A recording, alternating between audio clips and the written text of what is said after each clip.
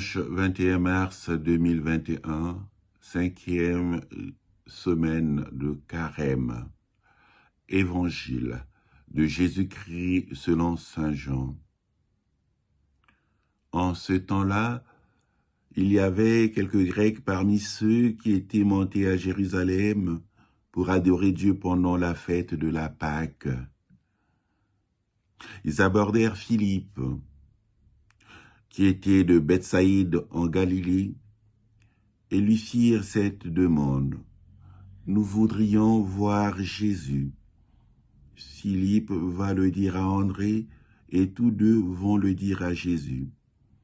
Alors Jésus leur déclare, « L'heure est venue où le Fils de l'homme doit être glorifié.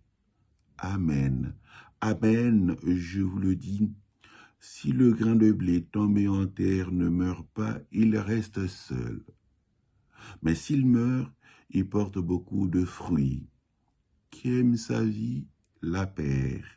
Qui s'en détache en ce monde, la gardera pour la vie éternelle.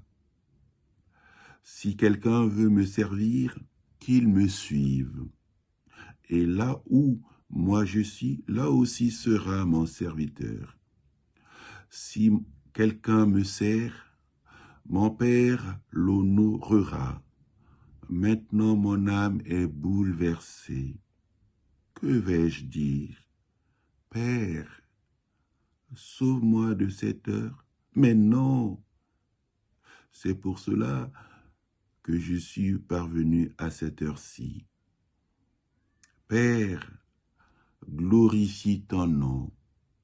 Alors, du ciel vint une voix qui disait, « Je l'ai glorifié et je le glorifierai encore. » En l'entendant, la foule qui se tenait là disait que c'était un coup de tonnerre. D'autres disaient, « C'est un ange qui lui a parlé. » Mais Jésus leur répondit, « Ce n'est pas pour moi qu'il y a eu cette voix, mais pour vous. Maintenant a lieu le jugement de ce monde. Maintenant, le prince de ce monde va être jeté dehors.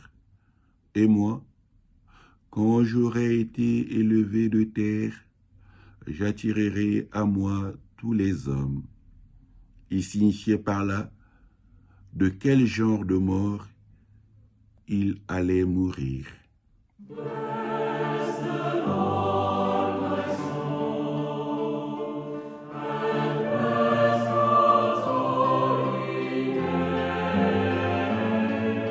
Bien-aimés de Dieu, en ce dimanche,